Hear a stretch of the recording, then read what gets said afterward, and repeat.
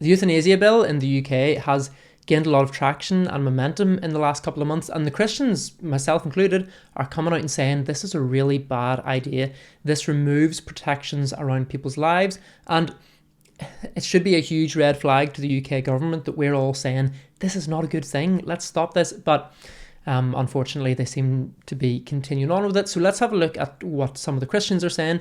Let's have a look at what we base this on, one of the most important passages in the Bible in this, and then why people should even really take heed of what Christians are saying on it. I wanted to make this video, and I'm going to be making others like it, because there's not a lot of good thinking around this. People very much put it out to like public opinion, be like, what do you think? What are your thoughts? And whenever it becomes a very emotive topic without actually a whole lot of thinking, emotions aren't a bad thing, but we need to think as well. Whenever that happens, then it's sort of a foregone conclusion that people are going to support it. But actually, whenever we think about it, this is going to eat away at some of the protections we have over our own lives in society. It's going to eat away at the way that we value people who don't contribute as much to society as working adults in a fit state of mind and physically able. It just devalues people. So we're going to look at what the Christians say here first. So actually here, before we get into that, I'm not a big politics head, but this is where the bill is at the minute. On the 29th of November, it passed its second reading. MPs in Parliament voted in favour of it, so it's at this committee stage. There's a report, third reading, and then it goes to the House of Lords, and then final stages. I think, just from the way that people are talking about it, it seems like the biggest hurdle has been overcome already, and that this is on its way to becoming law in the UK. But clearly there are still obstacles that it has to pass, and so I think if we as Christians are vocal enough about it and share some of the concerns that we have, and if we're praying about it, there's still time to stop this before it gets put in. Once it's put in, it becomes a whole mess in trying to correctly place the safeguards. We'll talk about that in another video, but for this video I just want to show you what some Christians from a broad spectrum of perspectives, Catholic and Protestant, what they've been saying, and then we'll look at a Bible passage, and then think about why it matters what Christians are saying. So this is on Christianity Today. Irish evangelicals stand against growing approval for assisted dying, by Christopher Koo. Hope I've pronounced your name right, Christopher, if you're watching. So a number of years back, whenever abortion was the topic of the day in Ireland, it says that the Evangelical Alliance Ireland Executive Director, Nick Park, himself and his team kind of went throughout Ireland speaking at Catholic masses about the issue. So clearly this is something that Catholics and Protestants are united on, which in Ireland, Northern, Southern Ireland, that's quite a big deal, actually. I mean, we're a lot better than we used to be, but if the Protestants and Catholics are coming out and saying, this is bad, let's not do this, then that's quite a big deal. It's saying here that this feels like round 2 of this, that they're ready to go again and speak up against this, because it's not as far along in the Irish government. It goes into the political details about why it hasn't had as much traction, why it's not as far along, but it's coming down the pipeline. So it's really important to be preempting that and educating people as to why this is not something that we should be in favour of, because I get it. It sounds like the compassionate approach. It sounds like the caring response, but actually it's really bad for society for a whole load of reasons. I'm going to make a couple of videos about why that is. But this is what Nick Park says. He says, I think it would be an absolute tragedy if some form of euthanasia came in. Euthanasia, in case you don't know the terminology, here's what the NHS website says. Euthanasia is the act of deliberately ending a person's life to relieve suffering. For example, it could be considered euthanasia if a doctor deliberately gave a patient with a terminal illness a drug they did not otherwise need, like an overdose, sedatives, muscle relaxant, with the sole aim of ending their life. Assisted suicide is different, but it's called I think it's the Methodists pick up on this. We're going to look at their statement. They pick up on that it's no longer called assisted suicide, because we as a society rightly say suicide is bad. Let's not do that. Let's look at if you're feeling that way inclined, let's look at ways that we can improve your life, because your life is worth living and it has value. You matter. So they've moved away from this language to assisted dying because it sounds much more gentle. It sounds like you're helping people in a process they want to go through. It's the act of, so that is the thing that is being debated, like put forward in the UK, is the act of deliberately assisting another person to take their own life in the same sort of way. So rather than a doctor administering it, it's sort of self-administered. The doctor puts the needle in the person's hand, the pills in the person's hand, so to speak, but they take it themselves. So back to Nick Park, he said, I think it would be an absolute tragedy once you start chipping away at a basic core gospel principle that human life is sacred. It has unforeseen consequences. And these unforeseen consequences, like Canada at the minute is a great case study in this. Again, we'll go into that another time. This is a statement, I'll pull it up on their thing. Catholic bishops came out and said this. They said, assisted suicide, far from being an expression of autonomy, is a failure of care.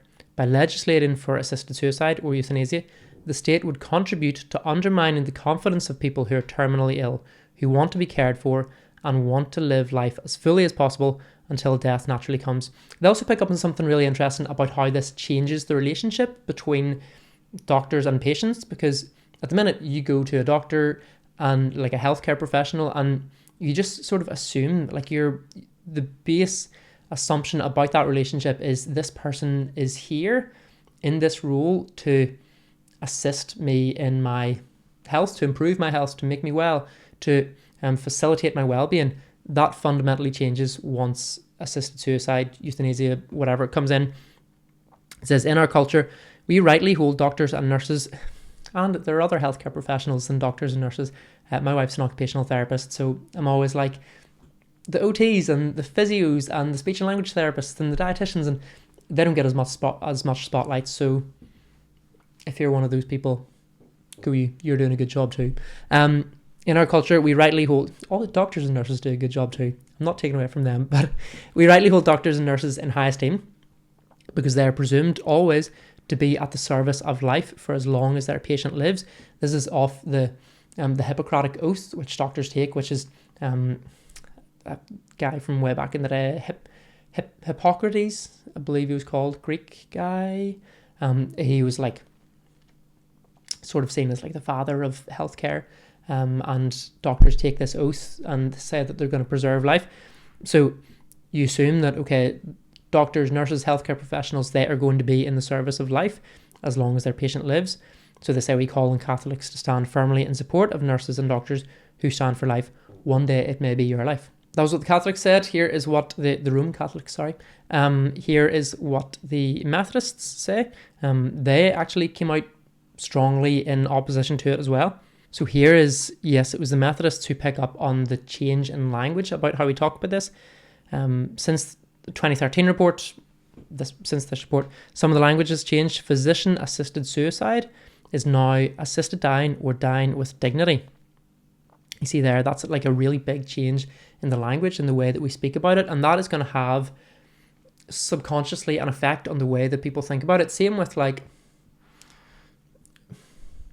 whenever you're having a referendum. I remember in the abortion referendum in Ireland, it was, are you for this, yes or no? Like you're pro or anti, and the way that they had phrased it made the pro-life side phrased it in the negative, like tick to say whatever. I don't quote me the exact wording, but it was like ticking to say that you're against a thing. And naturally, people want to be positive, people want to be for things, and so if something is framed negatively, you're going to be subconsciously biased against it. If something is framed positively, you're going to be predisposed to it. So calling physician-assisted suicide, we as a society who are very aware of like mental health and the importance of looking after yourself and mental well-being and depression, anxiety, suicide is that's a word that makes us kind of tense up a little bit, and we're like, no, that's bad. And so it has shifted to assisted dying or dying with dignity, phrased much more positively. The implication subconsciously then is that letting some sort of terminal illness take its natural course is very undignified.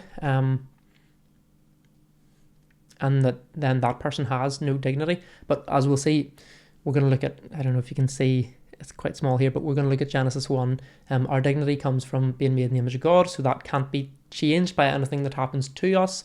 So this change in language has been driven by those who are in favour of introducing such new legislation, removing the explicit reference to the role. Highlighting too much here. Removing the explicit reference to the role of the doctor and the description of the essential nature of the act, i.e., suicide, are intended to soften the impact of permitting acts that at present are not legal. They say, compared to the last report, one thing that has changed since the report is the experience in other countries where they have brought in new laws to permit assisted suicide. As I said, Canada is a really great/terrifying case study in this. The situation may vary from one country to another, and people may interpret the evidence in a way that suits their own position. But what seems clear is that the slippery slope argument is a very valid one. This is, like, I'm going to make, it might be my next video, the slippery slope argument, looking at Canada, talking about the way that euthanasia, the laws have changed around that and become much more permissive. I believe it's the third top cause of death in Canada, which is insane. It's like mind-boggling. So we're going to look at that at some stage. So cheeky plug, if that's something you're going to be interested in, then make sure you subscribe so that you can see whenever that comes out. The danger, and this is a phrase that gets used a lot, the danger is that a right to die becomes a duty to die. In his recent letter, Cardinal Vincent Nicholas, Roman Catholic Archbishop of Westminster, so again, Catholic voices, this is united against Protestant and Catholic. What he says is really good here. A law which prohibits an action is a clear deterrent. A law which permits an action changes attitudes. That which is permitted is often and easily encouraged. Once assisted suicide is approved by the law, and I think this is the way he says assisted suicide, not assisted dying. Assisted dying is the phrase that's used in the news and stuff. It subconsciously gets in your head, so I'm trying to use the phrase assisted suicide or euthanasia rather than assisted dying, because that would be to kind of go along with this language change, which comes from people who are in favour of it. Once assisted suicide is approved by the law, a key protection of human life falls away. Pressure mounts on those who are nearing death from others or even from themselves to end their life in order to take away a perceived burden of care from their family for the avoidance of pain or for the sake of an inheritance. They started their statement with this, and they kind of bookend it with this. Prayerfully, respectfully engage in the debate on this sensitive issue, recognizing the spirit of compassion on both sides of the argument. It's easy for me and for people who are on my side against it to be like, you people who oppose or who want assisted suicide, you're evil, you're bad, you're wicked, you're eroding the value of life. But they are trying to do the compassionate and kind thing and preserve life. They're dreadfully misguided, but they're not, like, most people who are advocating for this are not doing so with ill intentions. Again, I'm going to talk a little bit about the cost of palliative care versus the cost of assisted suicide, and how much, like, the health from a healthcare aspect. I'm going to look into that a little bit, but most people are coming at this wanting to do the kind and compassionate thing, so let's respect that in the way that we talk about it. Church of Ireland, we believe firmly that anyone coming to the end of their natural life should have the greatest possible care to help them live out their remaining time with dignity, minimising their pain or suffering. What we do not accept is that legislating for assisted suicide is the best way to help those suffering. So again, recognising that everybody wants to help those who are suffering, but assisted suicide is not the one. As Christians, we believe that all life is created in the image of God, all human life. Just being pedantic there, sorry. As Christians, we believe that all life is created in the image of God as a gift from Him and has intrinsic value regardless of who we are, our personal circumstances, and our abilities and limitations. If we accept that in some cases there are those who, by means of age, disability or illness would qualify for assisted suicide, have we not judged their life to have less value? How can they be expected to see meaning and value in their own life if we accept that this value somehow depends on a person's health or their stage in life? They go on. It goes on, talks about the pressure this puts on elderly people and their sense of value and worth as they're not able to contribute to the workforce and make people money. The pressure it puts on them. This is a PDF, the text is quite small, but I want you to be able to read it too. When lawmakers elsewhere have legalised assisted suicide, they've found time and again that it's incredibly difficult to maintain and enforce legal and ethical boundaries. Laws written with great care are still found lacking, and parliaments and assemblies find themselves allowing wider and wider criteria, as occurred, for example, in both Canada and Colombia in a relatively short period of time. The sure safeguard in law for our lives and the lives of others, especially the most vulnerable, is do not kill. And they point out that there is no legally recognised human right to assisted suicide. It's interesting. That is not enshrined in human rights, the Declaration of Human Rights. They also, Church of Ireland, like it was the Catholics, wasn't it? Roman Catholics, point to the change in the doctor-patient relationship, the damage of trust there. If you're thinking, can a patient who might meet the criteria for assisted suicide trust in the care they'll receive? I don't see how. Not necessarily saying that they will always receive subpar care, but can they with absolute certainty say these healthcare professionals are going to do their best to look after me and preserve and maintain my life and my quality of life? Must the doctor who serves a patient who wishes to kill themselves always accept that this choice is correct? We do not accept that legislating for assisted suicide will inevitably reduce suffering. The only inevitability of such legislation, this is a good line, seems to be its progressively widening scope. Instead, we should focus on palliative care. So that is what, that's a little bit of a spread of what Christians across some denominations are saying in the UK, in Ireland.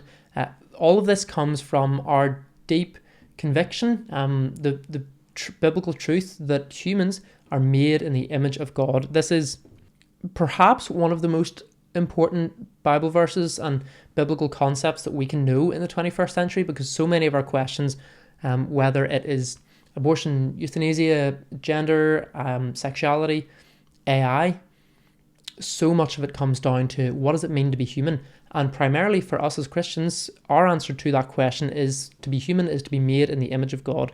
So God here says in Genesis 1:26-27, he says, let us make mankind in our own image, in our likeness, so that, I always miss this, but so that they may rule over the fish in the sea and the birds in the sky, over the livestock and all the wild animals, and over all the creatures that move along the ground.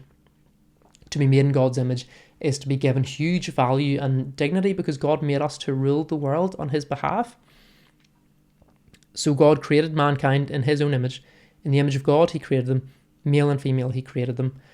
In the ancient Near East, this language of image of God wasn't uncommon, it wasn't unheard of, but it was normally reserved for kings and emperors and rulers, people who were had privilege and authority, people who ruled land and ruled over people.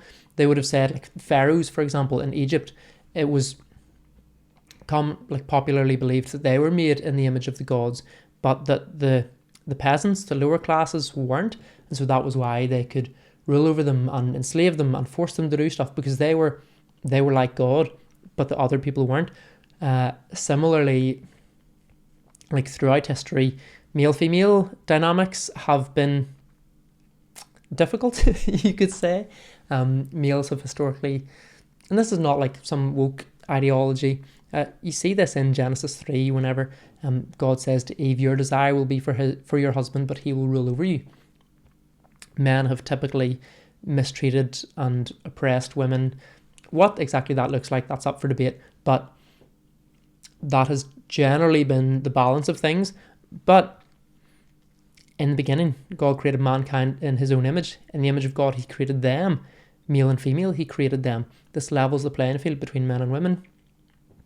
It says that all people, there are no caveats, no apart froms, all people are made in the image of God. And so all people have inherent value and worth and dignity, because it comes from them being in the image of God. It comes from Him. He is unchanging, and so no matter what happens to you, no matter what people do to you, what people say about you or think about you, or no matter what you think about yourself, you have value. You're infinitely valuable because you are made to reflect God. He made you to rule over the world, and with like becoming in Christ and following Jesus, it restores that purpose that He made us for. Revelation 22 at the very end says that God's saints He will rule with Him. Let me pull it up. Revelation 22, last chapter of the Bible. Eden restored is the wee heading on this. It says this is God's saints, will see His face. His name will be in their foreheads. They'll not need light of the sun, and they will reign forever and ever. The Lord God will give them light, and they will reign forever and ever. This is the trajectory God has us on, and it's what He wants for us. And so we have value. And so the reason why I think it really matters what Christians say about this stuff, the reason why I think it should be a huge red flag for the UK government that all of the Christians are coming out and saying, no, this is a bad idea, it's because we as Christians have been the bastions of valuing life, giving people dignity and hope and care that their life matters. The idea that every human is equal and that every life is valuable and deserves to be treated with care and respect, that is not an idea that has existed throughout all of time in every culture. That is very much a Judeo-Christian value, stemming from the idea that we are made in the image of God. And so the Universal Declaration of Human Rights, which fundamentally shapes the way that we in the West and the countries who supposedly ascribe to it, it has fundamentally shaped the way that we view human life and the way that we believe people should be treated. That comes right out of Judeo-Christian values. It comes right out of the idea that we are made in the image of God. And it goes back to pre the first century, but I think of stories from the first century where Christians would, it was in Rome, it was common practice for Romans who had babies that they didn't want to just leave them to the elements, go leave them in a forest or leave them on a hill or something. And Christians would go out, and Augustine writes about this, Christians would go out and find these babies and adopt them. And sometimes all they could do for these babies would be to give them a good funeral, and to show them a bit of respect in their death. I have a 9-month-old baby, 9.5 now actually. So the idea that that this used to just be common practice is really, it's disgusting. And it was Christians who led the way in stopping this. It's Christians who have given us as a society the idea that human life is to be valued and cherished. And so we're sounding the alarm on euthanasia. We're saying we got to pump the brakes here. We got to think really carefully about this. So for you, for myself, we've got to be speaking about this, I think.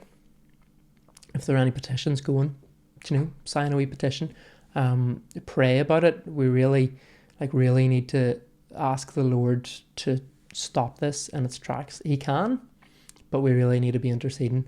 And yeah, I'm going to be making a load more videos about this. I say a load, like a handful, because each little topic is worth covering. Things like the slippery slope and, what else am I talking about? The language change, I'm maybe talking about that. I've got a list of specifics I want to cover, so stick around for that. If that's something you're interested in, it's going to be coming up.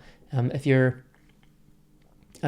studying ethics in school and euthanasia is one of the topics, then hopefully these are helpful too. I'm going to be sharing the Christian perspective and some information and data and arguments, looking at why people argue for, countering those arguments. So stick around, stay tuned. But yeah, thanks for being here, and I will see you soon. God bless.